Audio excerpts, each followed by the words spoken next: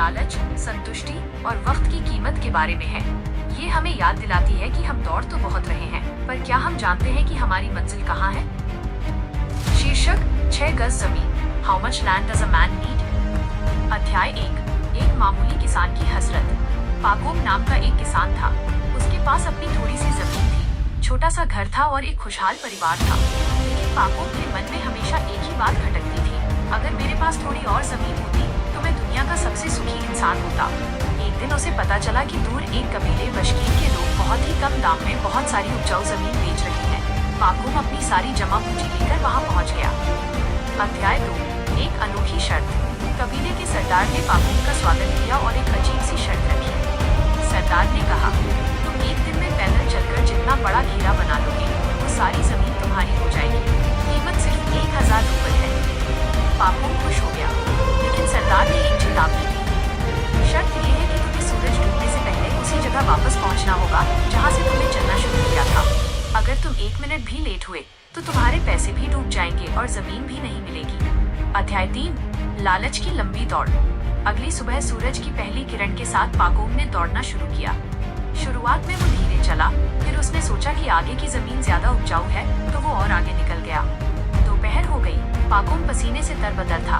उसे भूख और प्यास लग रही थी, लेकिन उसने सोचा थोड़ी और जमीन ले लेता हूँ, फिर कभी ऐसा मौका नहीं मिलेगा। वो मुड़ने के बजाय और आगे भागता गया। दोपहर ढलने लगी।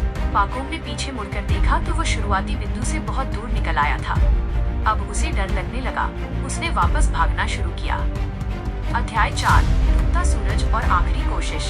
पाकोम के पैर जवाब दे रहे थे, उसके फेफड़े फटने को थे, लेकिन वो रुक नहीं सकता था। सूरज पहाड़ी के पीछे छिपने ही वाला था।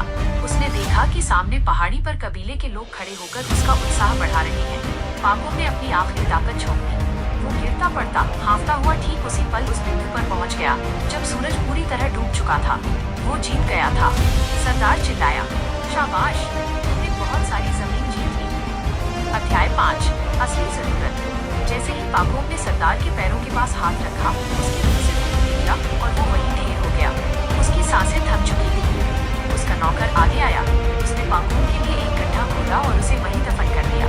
पाकोम को अंत में सिर्फ 6 गज जमीन की जरूरत पड़ी, सिर से लेकर पैर तक। इस कहानी का गहरा विस्तार, the voice of the context, ये प्रसिद्ध लेखक लियो टॉल्स्टॉय की कहानी का सारांश है, जो जीवन के कड़वे सच को उजागर करती है।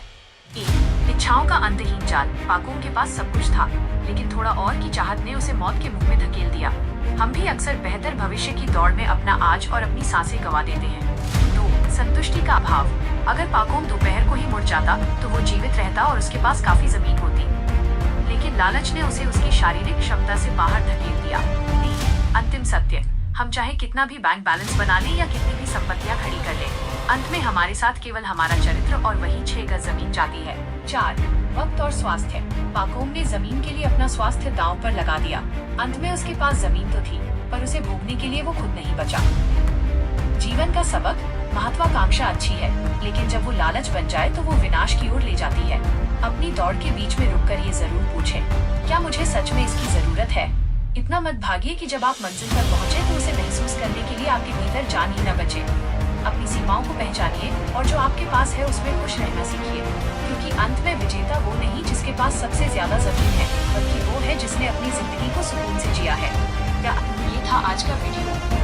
मुझे उम्मीद है कि आपको इससे कुछ नया सीखने को मिला होगा और ये आपके काम आएगा। अगर आपको ये वीडियो पसंद आया तो लाइक का बटन दबाना न भूलें। चैनल को सब्सक्राइब करें ताकि आप हमारा कोई भी नया वीडियो मिस न करें। और हाँ, अगर आपके मन में कोई सवाल है या आप किसी खास टॉपिक पर वीडियो चाहते हैं तो नीचे कमेंट बॉक्स में जरूर लिखें। आपके सुझाव हमारे लिए बहुत कीमती हैं। अपना कीमती समय देने के लिए बहुत बहुत धन्यवाद। देखते रहिए इंस्पिरिन MTP, सीखते रहिए और दूसरों को प्रेरित करते रहिए। मिलते हैं अगले वीडियो में। जय हिंद।